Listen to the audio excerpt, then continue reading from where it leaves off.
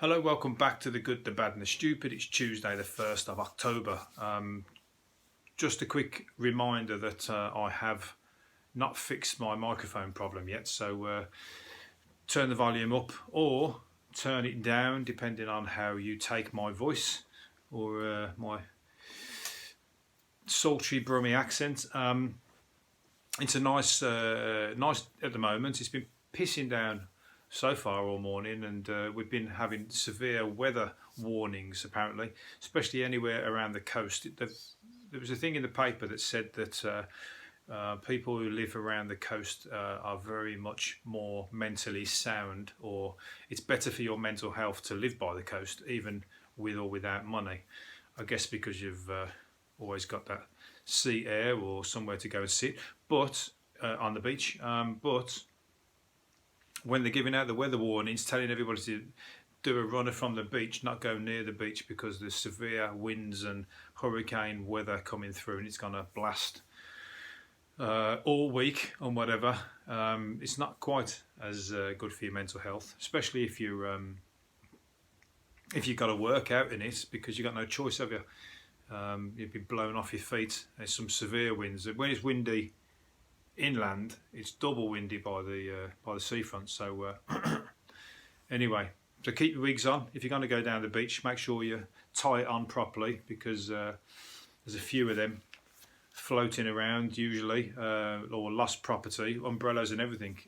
But if you do lose it, maybe it'll fly and land in a tree, and that'd be good for the birds, and a free bird's nest for some fledglings.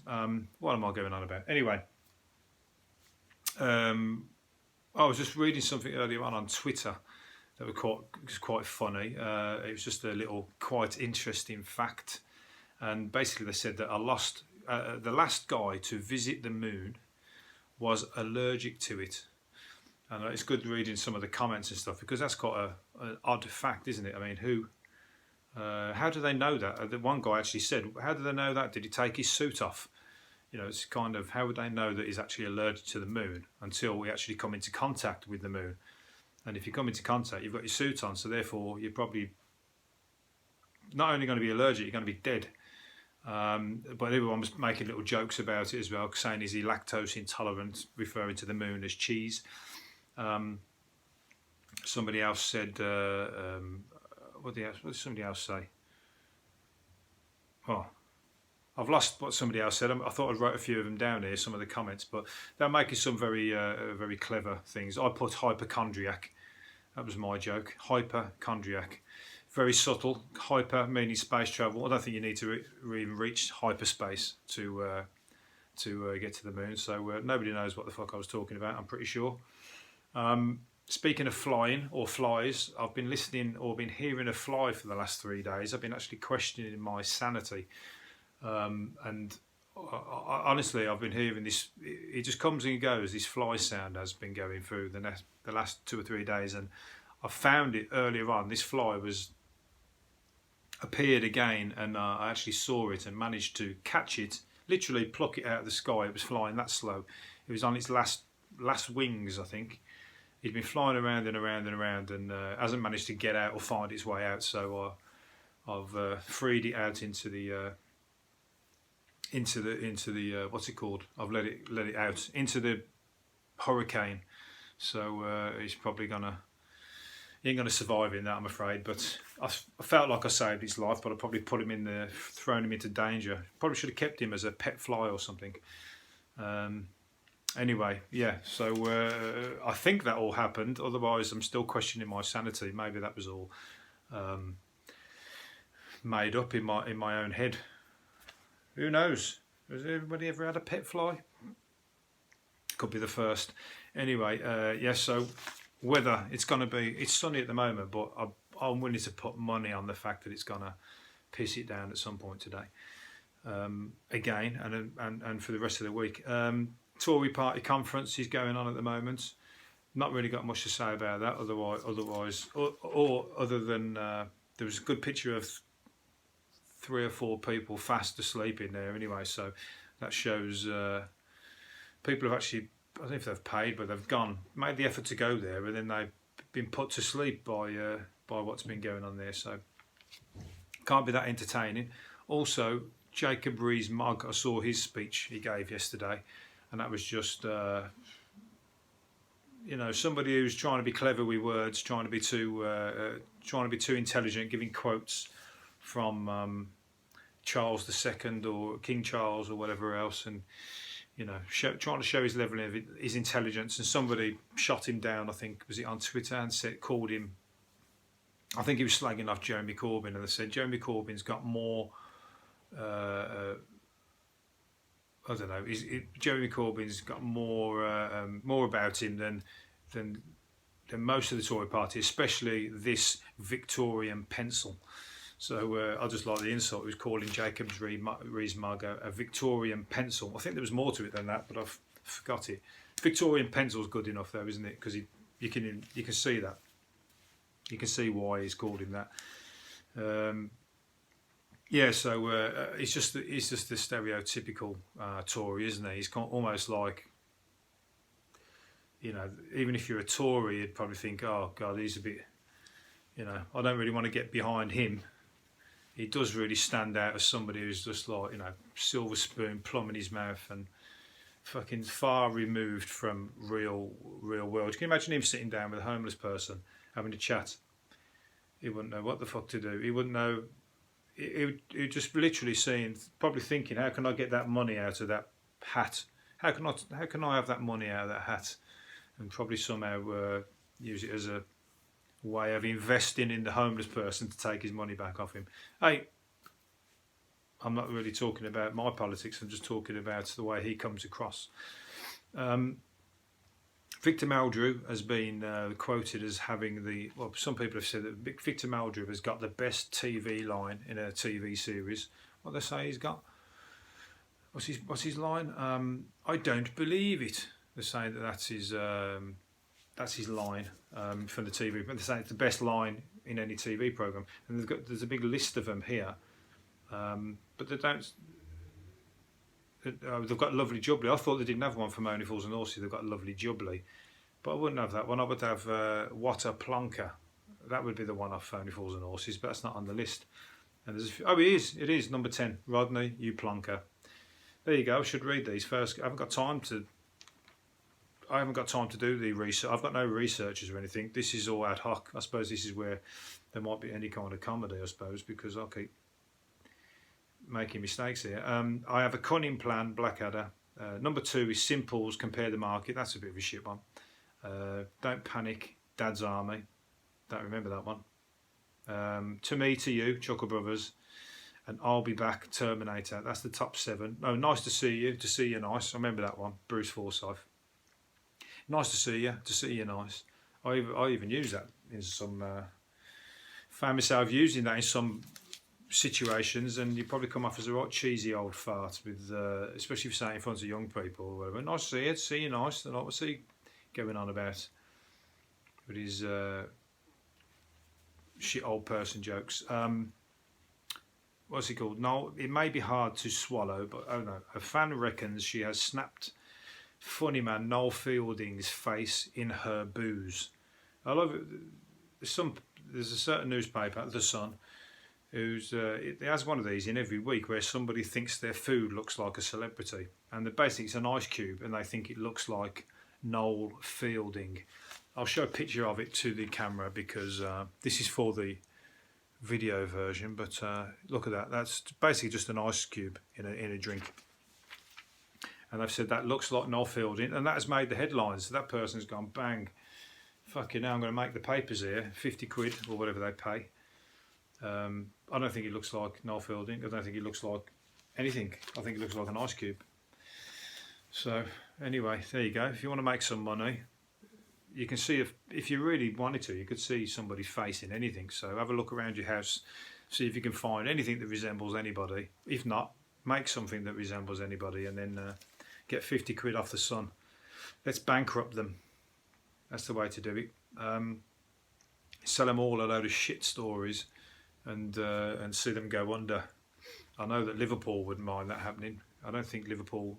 It's banned in Liverpool, isn't it? And if it weren't for these podcast, I certainly wouldn't be buying it, that's for sure. Dopey driver still searching for Corsa 1 week on. A lad who drove 100 miles to a music festival is still searching for his car a week later. It's good that he's keeping it up. I remember I searched for my car once and it actually been nicked, so I knew exactly where it was. I was like, but I still searched around and around. I thought, I'm that dopey sometimes. I thought maybe I have left it in another street. So I've still searched for a couple of hours until I really accepted the fact that the car wasn't where I'd put it. You know, so good for this guy to keep looking. Where's he drove? Did he find it again? He's offering £100 reward as a spare tyre on the front driver's seat. Yeah. Anyway, bought it for 2,500 years ago. How could you do that? You have to get on the what's it called? The what's it called? The Google Maps or something like that, and have a search around on there. So yeah, that's probably good. You have to wait for the tax to run out, and then he'll get a tax. He'll get a wheel clamp, and then he'll get the bill through the post, and then he'll find his car. He'll have an extra 250 quid or whatever it is fine on top, but still, that's sit back and just wait for the tax to run out. Save yourself a lot of driving down there and, you know, all the other costs. A trucker was quizzed for hours after a singer's roadies left all their drugs in his lorry after he drove around Europe. He was oblivious. So he's driving around. Obviously, he's driving around innocent, otherwise he'd be shitting himself. Driving around with cannabis, pills, and ecstasy, crossing borders and driving around whatever. And then the border force dog sniffed out the drugs in his rucksack, and then that was the first he knew of it being there. So they said which band it is. Oh, there is. They are naming and shaming him. Okay, I thought they wasn't going to keep the band's name in, but they are driving for American singer LP. I don't know who that is, but American singer, maybe you do. American singer LP. Oh, real name Laura Persigo-Liza. Still don't know who she is, and her crew. So I don't know whether she's taking responsibility for it, but they're all apologising to him. And he got let off with a caution after 5 hours. So good job he's got a caution and not a drugs charge, because that's the piss. He probably wouldn't be able to drive across the borders again then without any major hassle. So and if he was involved and there was his, then that's a good excuse to use. So always remember, I was driving the band around. They've all jumped out and done one and left me with their fucking shit. You know, as long as you can keep a straight face, you probably get away with it first time. A grandmother who has become the oldest woman to run from John O'Groats to Land's End says she's living proof that age is just a number. Good for her. 874-mile journey. Started on September the 7th, ran 17 hours a day, finished on Saturday.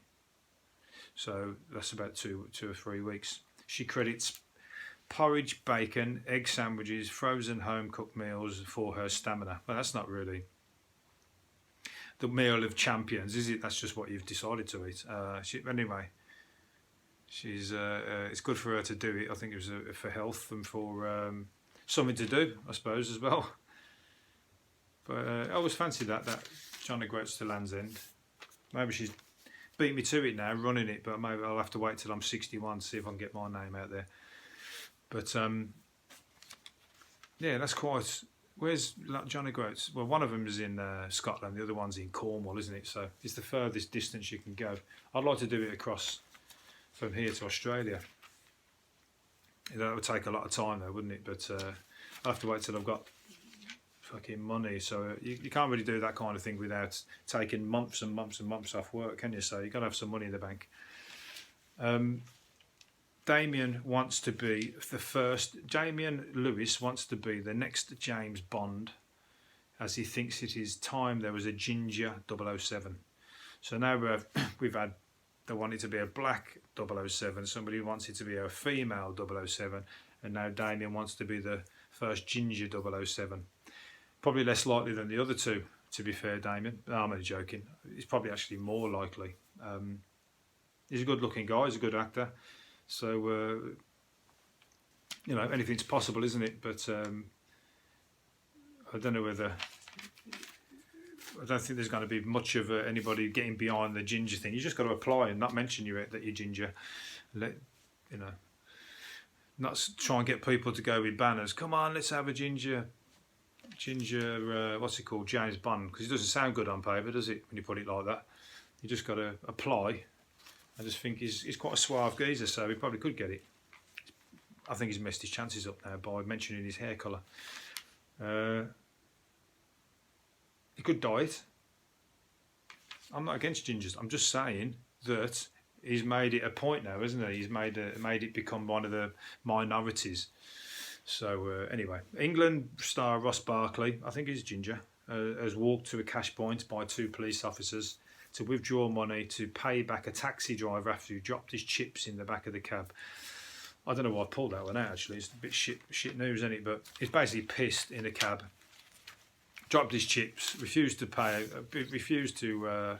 pick him up, and the taxi driver, how the taxi driver's managed, he's being arsey like that, but the taxi driver's managed to call the police and keep him there for the whole time, and the police have walked him to the cash points, and he's been photographed, so again, named and shamed and made to look a little bit silly. But you think if you're not going to pay and you're not going to pick up your chips, you might as well just run off, mightn't you? There's no point in hanging about.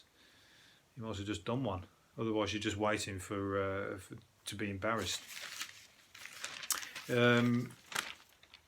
BBC have reversed their decision to BBC intervened, or the Director General stepped in to reverse the ruling against breakfast host Naga Munchetti after she called Donald Trump racist, or made a point of making him out to be racist. The BBC tried to do their we're all righteous and we don't want to have we're impartial. And we don't want to have people having opinions on the TV station where they are predominantly biased through their fucking news bulletins and stuff like that anyway. So it's kind of like they're trying to make a point here of having a point to be impartial or to not having opinions and stuff, whereas they pretty much do it themselves without mentioning it through their news stories anyway. Also, they appear to do. They're picking and choosing when they're fucking, you know, gonna come down on people or make a point. You know, I think they've got better things to deal with, like the what's it called, charging over 75s for their TV licenses and all that bullshit, and past situations where they cover up things that they know are going to be negative against the BBC. Mentioning no names, Jimmy Savile. Anyway, I think it's old dated, all that TV licence and all that business. It's like, you know, there's no just why they should make the BBC like a pay as you go thing, like Netflix or something, or it'd be free like with the advert type channels. The TV licence thing is outdated because people don't really watch it that much. They say we make some great programmes, but I can tell you right now, you make a lot of shit programmes as well. A lot of shit programmes. You make some good nature programmes, but then so do all the other channels. So, you know, I think that one's going to die out, the TV licence. Maybe everybody should make a, what's it called, a strike, so that they give it all free to the over 75s as it should be anyway. It should be free to everybody, not just the over 75s, if you ask me. Everybody pays fucking enough tax as it is. A lad has been banned from Peaky Blinders. That's a good programme, so I'll give you dues there. Peaky Blinders, that's on the BBC. A lad has been banned from classes for going to school with a Peaky Blinders style haircut. He's an internal exclusion excluded until his hair grows out. That's just ridiculous. That's a good haircut. Some of them, they're Peaky Blinders haircuts, but in fashion now, you can't say somebody can't come in with a fashionable haircut, and that's what they used to wear in those days anyway. So it's not like somebody's come in with pink hair or blue hair or something that's totally radical. To come in with like short back and sides, pretty much what it is. That's ridiculous. So you'd probably find some of the teachers have got it, or something close, because it's all ages, that haircut. So anyway, There you go. That's a bit stupid.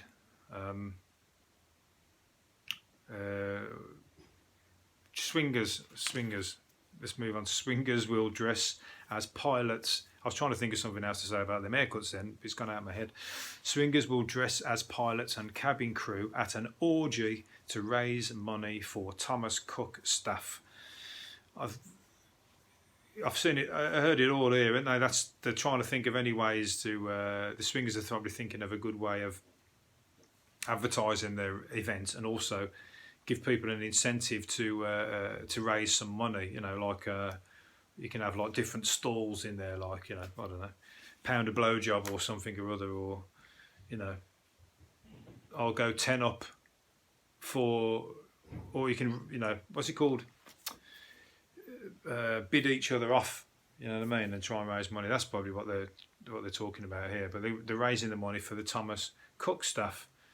It's a bit of a strange sort of connection there, isn't it? But maybe I would imagine that some of the Thomas Cook staff must be regulars there, and they're seeing it as an opportunity to sort of get involved. But there's talk of Thomas Cook staff, which isn't funny, that they're ending up at food banks and shit like that, while the executives and whatever else all creamed all the money off the top, and everybody else is left skint. So there you go.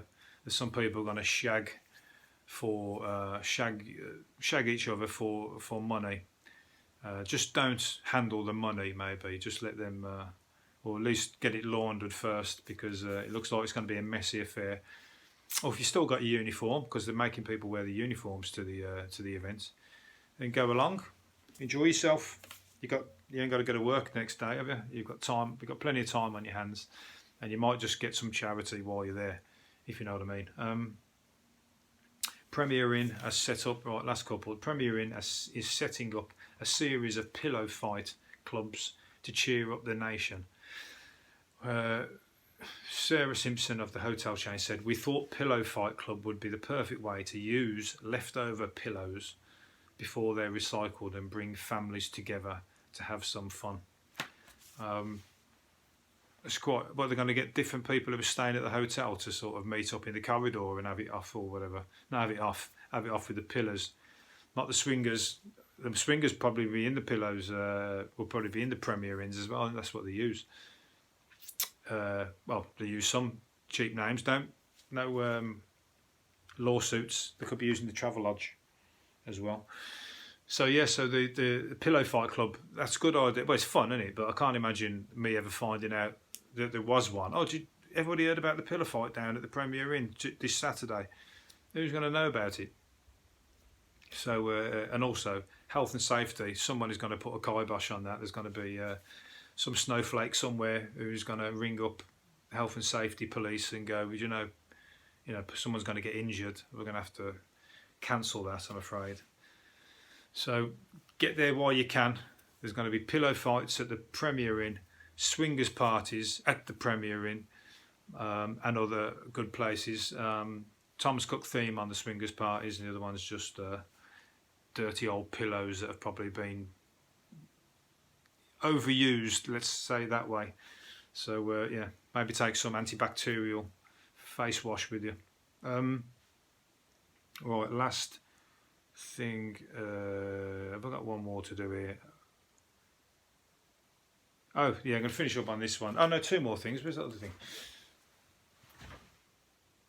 Bollocks. Two more things. A man reported to police as a pervert chasing a woman through the woods turned out to be a middle-aged jogger somewhere in Cornwall. So how embarrassing was that one's calling you out to be. There you go. You're taking up jogging. You're a little bit out of shape. You're looking a bit like, a bit old for your age, or you want to get healthy and fit. You're probably wearing the wrong clothes. You're not looking too sporty. You probably might be running in some old combat trousers or something or other. But you're just going out for a jog, and somebody's spotted you as a pervert chasing a woman down the street. So, or the woman has. You made her really nervous. So. That's a shame, can't do right for doing wrong there, can you? So hopefully he's explained himself and he's got himself some better clothes, and this time don't go running in the dark behind women or slowing down behind women.